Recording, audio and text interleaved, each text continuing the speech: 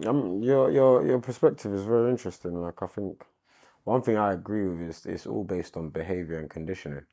So a lot to do with what you see, what you've learned, and how people have reacted to you to formulate your own experiences. My own mum can make me dobale to an auntie. I swear to you. When that auntie leaves, turn around and say, "What a useless woman." I swear that. I said, I'm dead. I am dead. That in a way explains like that in itself is a perfect example because your experience with the Dobalerin is different to my experience with Dobalerin. Do you Yeah, understand? yeah, yeah. Like But you gonna tell me your mum has never done that before? it didn't matter because regardless, the Dobalerin is the Dobalerin. But again, Do you it understand? shows respect. Does that mean you're actually respectful? No, and this is the thing. This is why I said your understanding of it is different to mine. Oh, okay. You know, traditionally the Dobalerin is respect. Period.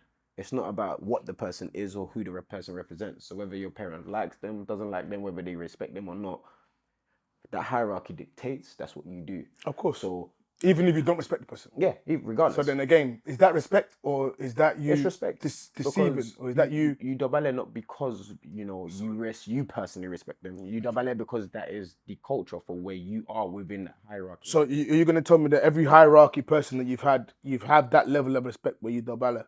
No, I'm telling you, it doesn't matter culturally from what we're talking about. So then can you see the art of deception there? It's That not. in actual fact, I get, when do you personally think that you should really respect somebody? Or do you and just that's give the it thing. bog standard? So if the person that Dobalerin, is an remember, abuser or the person Dobalerin is is useless, and you go on. Dobalerin is youth respecting elders. So it doesn't matter of the context Agreed. where that respect comes from. But at the same time, The culture. as you grow, and this is the part where I say we're looking at this thing of deception and behavior. As you grow, at some point, do you not reflect on some of the things you've been trained to do to then question those things a bit?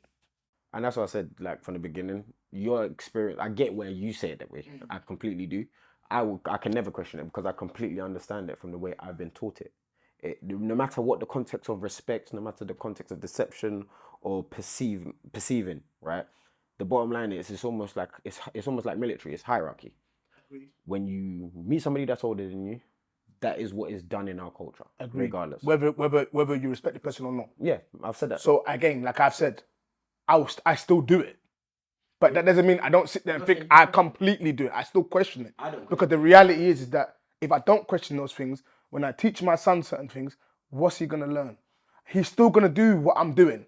But the bottom line is I need you to understand that just because you give someone respect doesn't mean they deserve respect. Our culture dictates that we do it because it shows that we're respectful. But that doesn't actually mean that we respect the person. I need you to understand that because the truth of the matter is that respect in different cultures, in different environments, and different people are different. And I need you to understand what respect means for you, which is that in actual fact, that thing where you look at the definition of the word and your interpretation of that definition. You could argue that that is the reason why you have, a very dysfunctional society today where the respect levels have gone.